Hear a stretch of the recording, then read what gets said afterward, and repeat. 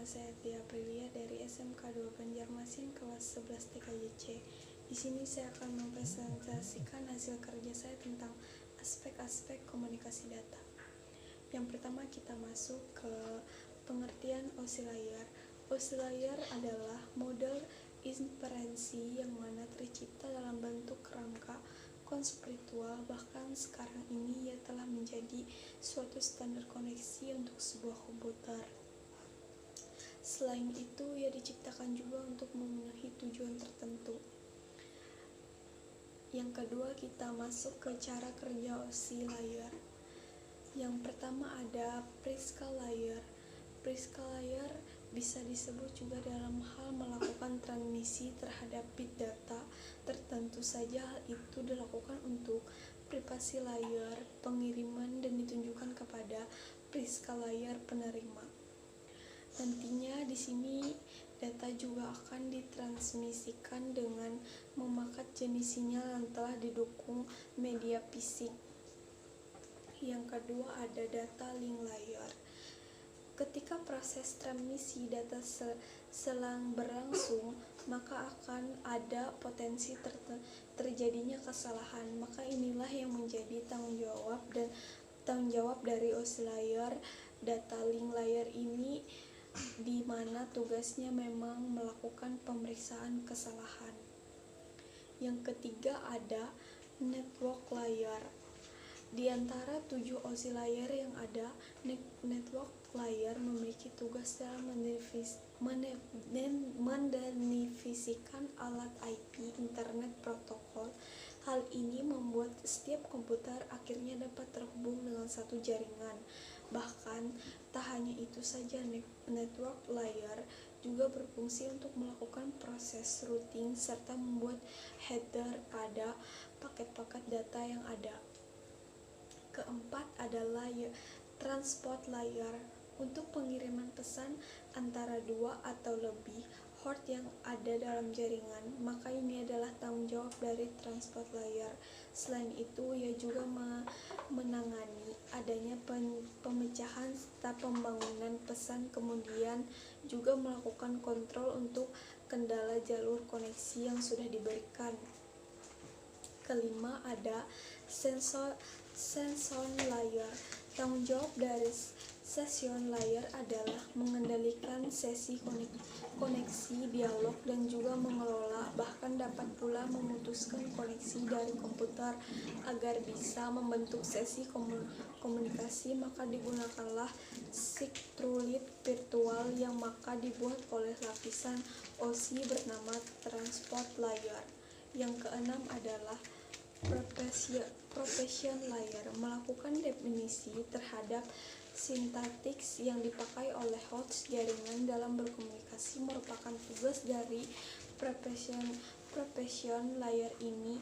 OSI layer nomor 6 ini juga bertanggung jawab untuk melakukan ekspresi dan juga dekskripsi informasi serta hingga kemudian bisa dipakai di lapisan aplikasi.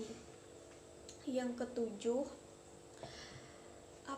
option layer berbicara tentang penyedia interface antara protokol jaringan pada aplikasi yang sebelumnya sudah ada di komputer. Maka ini merupakan tugas option layer ini. Ia juga merupakan lapisan paling atas dari model OSI dan kerap memberikan layer yang mana begitu dibutuhkan oleh aplikasi. Itulah dia 7 layer dan penjelasan yang mungkin dapat berguna untuk semua. Selain itu, memahami pengertian 7 layer kini juga akan dibahas mengenai cara kerja dan model OSI. Terima kasih. Kita lanjut ke B, ada Radio over Internet Protocol. Radio over Internet Protocol bisa disingkat juga dengan ROIP, adalah sebuah teknologi sistem radio yang menggunakan standar VoIP over IP dan bekerja melalui perangkat lunak maupun keras. RIP memungkinkan adanya multi komunikasi dengan banyak frekuensi serta terhubung dengan perangkat komunikasi. Sekarang kita masuk ke cara kerja ROIP. Yang pertama ada base station.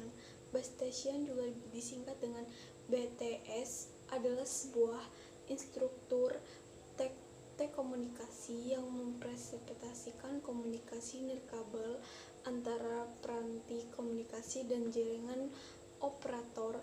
Peranti komunikasi penerima sinyal BTS bisa telepon seluler, jaringan nirkabel, sementara operasi jaringan yaitu GSM, CDMA, atau TDMA. BTS mengirimkan dan menerima sinyal radio ke perangkat mobil atau mengkonversi sinyal-sinyal tersebut menjadi sinyal digital. Yang kedua adalah ada IP gateway. IP gateway dilihat dari namanya saja. IP gateway dilihat dari namanya saja sudah terlihat jelas bahwa gateway berasal dari pilihan bahasa diksi bahasa Inggris, lebih tepatnya dua kata diksi bahasa Inggris yang dijadikan satu. Memiliki arti gerbang, pintu, dan jalan. Apabila dijadikan satu urutan, maka hasilnya jalan antara gerbang memungkinkan isi gerbang untuk menutupi akses antara jaringan. Yang ketiga adalah ada IP interface. Pengertian IP interface adalah user interface adalah bagian virtual dari web-based aplikasi software atau device hardware yang memiliki Ada IP interface. IP interface bisa disebut juga dengan aplikasi atau website tersebut serta bagian informasi ditampilkan di layar user. Jumlah tampilan interface jaringan tergantung perangkat jaringan yang ada di server. Yang keempat, ada keuntungan menggunakan sistem ROIP. Keuntungan yang pertama adalah ekonomis, mengurangi biaya penyewaan saluran telepon dengan menggunakan standar koneksi internet. Yang kedua, ada beberapa kontroversi. Komputer pribadi tetap dapat dioperasikan tanpa biaya yang tinggi. Yang ketiga, ada base station control, dapat digunakan di mana saja akses internet terkoneksi dengan jaringan baik secara lokal maupun nasional. Yang keempat adalah aman digunakan dalam percakapan grup dengan koneksi antara radio dan bentuk komunikasi data lainnya. Yang kelima ada secara geografis, sifatnya komunikasi interdevice. Sekian presentasi dari saya, mohon maaf jika ada salah kata. Sekian, selamat malam. Dari saya, mohon maaf jika ada salah kata. Selamat malam dan terima kasih.